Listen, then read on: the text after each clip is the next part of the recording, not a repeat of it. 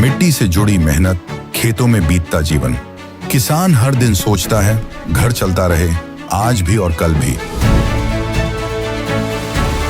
मौसम बदलते हैं, फसलें बदलती हैं, खेती के साथ साथ घर की जिम्मेदारियां भी चलती रहती हैं। भविष्य की इन्हीं जिम्मेदारियों को पूरा करती है एनपीएस, जो किसानों के कल को नया भरोसा और पेंशन की पक्की गारंटी देती है। एनपीएस भारत सरकार के अंतर्गत पीएफआरडीए के द्वारा एक विनियमित योजना है जो किसानों के लिए बुढ़ापे में पेंशन सुनिश्चित करती है।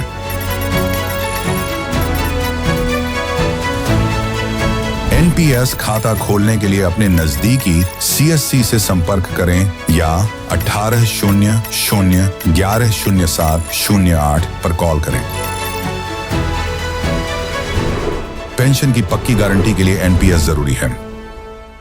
हळूहळू याची आम्हाला कल्पना होती की लाजे खातर किंवा सामाजिक दबावामुळे महिला एकदम पुढे येत नाहीत, म्हणून अशा प्रकारचे जे काही विक्टिम्स आहेत त्या विक्टिम्सला धीर देऊन, त्यांच्या घरच्यांना धीर देऊन त्यांना समोर आणण्याचा प्रयत्न चाललेला आहे। त्याच्यामध्ये काही प्रमाणात आता महिला प्रतिसाद देखील देत आहेत। या संपूर्ण प्रकरणाची अत्यंत वरिष्ठ स्तरावर मॉनिटरिंग होते आहे। स्वतः डीजींना मी सांगितलेलं आहे की त्यांनी याचं मॉनिटरिंग करायचं आहे। याच्यामध्ये एसआयटी तयार केलेली आहे। नाशिक सीपी आणि एसआयटी मिळून या ठिकाणी हे काम पूर्ण करत आहेत आणि मला असं वाटतं की या संदर्भात कुठल्याही परिस्थितीत कोणालाही स्पेअर केलं जाणार नाही। आता याला राजकीय रंग देण्याचा काही प्रयत्न चाललेला आहे। कोणाजवळ काही पुरावा असेल तर त्यांनी तो निश्चित आणून द्यावा, त्याच्यावरही कारवाई होईल। पण विनाकारण प्रत्येक गोष्टीला केवळ राजकीय रंग।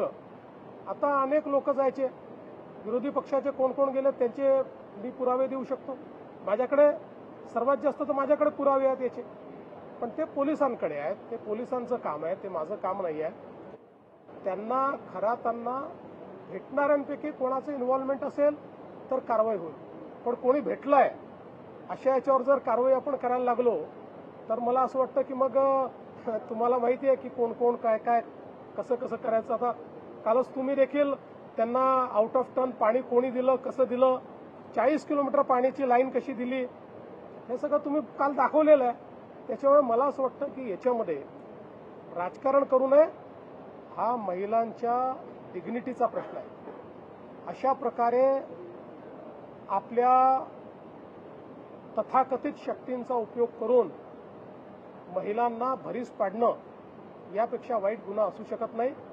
काही झालं तरी त्यांना त्याची शिक्षाही भोगावीच लागेल। सरकार आणि पोलीस याकरता जे करावं लागेल ते करायला तयार आहे। ज्या मंत्र्यांच्या फोटोसोबत त्यांच्या विरोधकांकडून राजीनामे मागितले जात आहेत, मग मी पुन्हा प्रश्न विचारतो तुम्हाला की ते तर ठीक आहे, कोणी कुठे भेटलं, कोणासोबत फोटो आहे, काय आहे, या तर गोष्टी असतात। कोणी कोणासोबत फोटो असू शकतो, पण ज्यांनी मंत्रिमंडळाची विशेष बैठक बोलवून 40 किलोमीटर दुरून त्यांना पाणी दिलं त्यांना काय शिक्षा द्यायची? आणि मंत्र्यांबद्दल बोलणारे त्यांच्याबद्दल का चूप आहेत? तिथे तोंडाला कुलूप का लागतंय? सिलेक्टिव्ह का बोलताय? त्यामुळे काहींना केवळ राजकारण, आम्हाला राजकारणात इंटरेस्ट नाही आहे। आम्हाला महिलांच्या डिग्निटीमध्ये इंटरेस्ट आहे। आम्हाला ज्या महिलांच्या सोबत त्यांनी दुर्व्यवहार केलाय त्या प्रत्येक महिलेला न्याय दिल्याशिवाय आम्ही शांत बसणार। चौकशी बघा, आता चौकशीने पाणी देण्याचे निर्णय वगैरे याची चौकशी करायची ते पाहू।